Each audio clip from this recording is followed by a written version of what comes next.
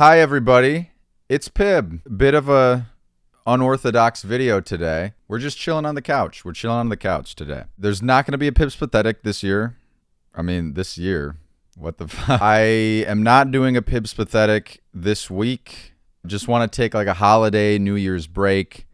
And we'll come right back and get at you the following week. This is like a little, this is Pib's Picks 2020. Okay, this is Pip's musical. This is just kind of what I've been listening to. I don't really have a plan for this. I'm just kind of gonna be rattling off what I've been listening to this year. Yeah, so I don't know. I just felt like the music's the main grind. Spoiler alert: the music is always gonna be the main grind. This is the side hustle. Okay, if you just watch me for my comedy and you don't listen to the music, that's perfectly fine. But, I feel like it's fitting to give you an idea of what I listen to, since I also make music, and that's kind of the main thing I do. So here we go. These aren't going to be in any particular order, by the way. Fun fact about me, I fucking suck at ordering things in my mind. I'm just like, yeah, I like it. I like this for this reason, and I like this for this reason. I think it's just it's not how my brain works. My brain does not like fucking organize art in such a rigid structure. Let's just get these ones out of the way. Okay, let's just get these ones out because they're the obvious ones. If you know me at all, if you know Pib at all, I don't even have to tell you. But the Strokes' new album, first album in 7 years, fire. They're all gone for almost a decade, and then they're like, "Oh, you thought we peaked after the first two? Oh, okay." Which always pissed me off because the Strokes are wildly consistent band. I feel like they don't get credit for the third, fourth, and fifth albums, but they've done so much great shit that doesn't sound like the first two. You should give all their albums a shot. Don't just listen to their first two. Strokes fans out there, feel my pain. This is like the Strokes fans' pain. This is like everyone only gives attention to their first two, and it's like you're missing so much of the fucking story here. But yeah, New Abnormal is fucking fantastic. Rick Rubin. The production's so fucking organic and just tangible. You just feel like you're in the room with them. It's got a very natural vibe. Best Julian vocals ever. Like, his range keeps getting crazier, and he's like fucking 40. The next obvious choice, The Weeknd. After Hours is probably the number one. I think it's his best album. It's conceptual. It's the heartbreak. People say Igor is like the best heartbreak album. After Hours needs to get its roses for being a fucking a masterful heartbreak album. If you're down bad and going through it, After Hours, it's depressing as shit, but it's gonna help you through it. I'm a sucker for that 80s aesthetic, for that synthwave aesthetic, and so is Abel. So, collab. Next, we got the Queen. We got the Queen, Charlie. In fact, now that if we're talking about Charlie, let's just throw the other one in there. The other hyper pop one in there. Dorian Electra. I had a hard time getting into Dorian Electra because the vocals are so crazy when you first hear them. But Dorian and Charlie killing the hyper pop scene, really spearheading it. Dorian's album, I did not know was a concept album, but damn, what a concept album. I don't like Charlie's as much as Charlie, her album from last year. But this album, it's still bangers. It's banger, banger, banger. Cool.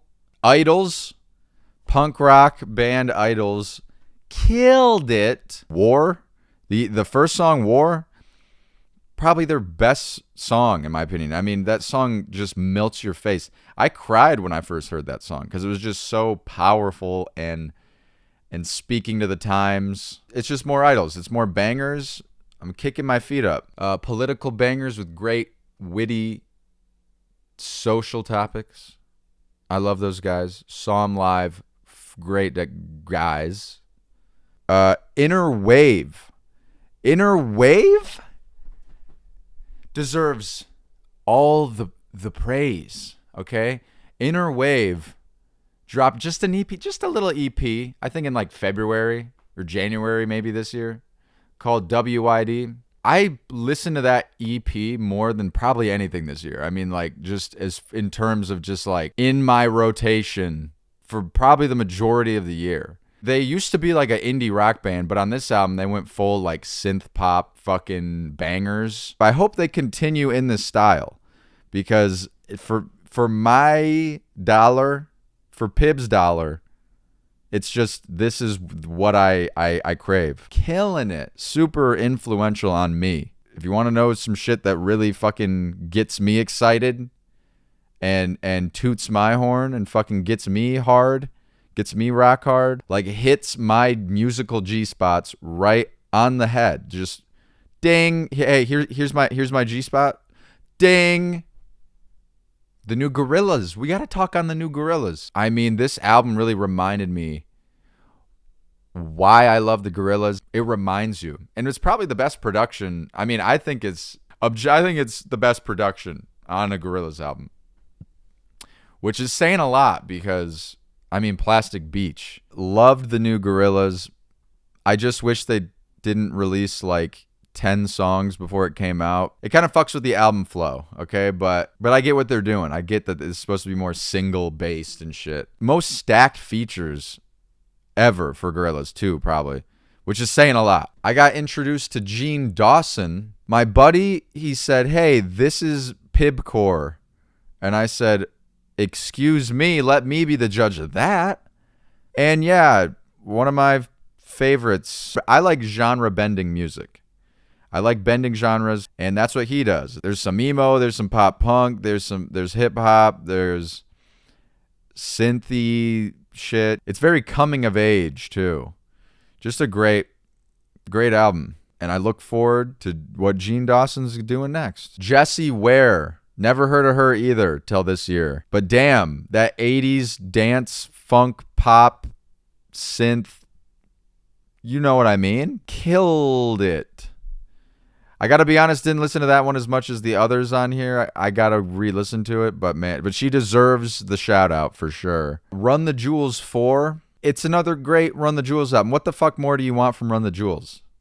You know what you're getting. You're getting bars. You're getting LP's godlike production. I mean, he's top 3 producers probably for me. So it's another one in the books. I mean, they haven't missed. I like it more than 1. I like it less than 2 and 3, but I have to revisit 2 and 3. I don't even know. Last but not least, on Gang, every single release from The Alchemist this year. He did an album with Boldy James, The Price of Tea in China. He did an album with Conway the Machine, Lulu, and then he did an album with Gangsta Gibbs himself, Alfredo. And I mean, Alchemist is top 3 producers. Sometimes I think he's number 1. I mean, he's a fucking god. Okay? Liking Alchemist is like enjoying a fine fucking Chardonnay wine. Holding it like this with your pinky out. It's just 86 aged Chardonnay, Dom Perignon, 58. That's the Alchemist fans out here. And you get it or you don't get it. Nothing jumps out at you and like, it's not like melting your face and so in your face and abrasive and how it gets your attention. It's just, it's so cinematic. God damn. Every single thing. This is probably his best year. Alchemist is like 43 and he keeps getting better.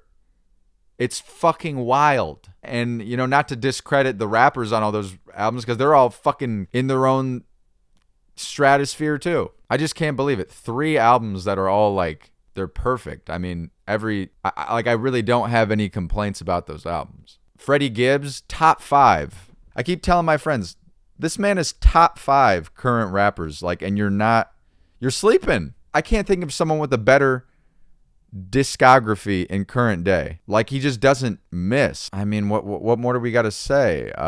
Those are my picks. So hope this gives you an idea of what I like and what gets me riled up, gets me revved up. Let me know what your albums of the year were below, and we can talk about it. Okay, we can have a little chat. So yeah, thank you, and I'll see you guys later. Love you. Bye.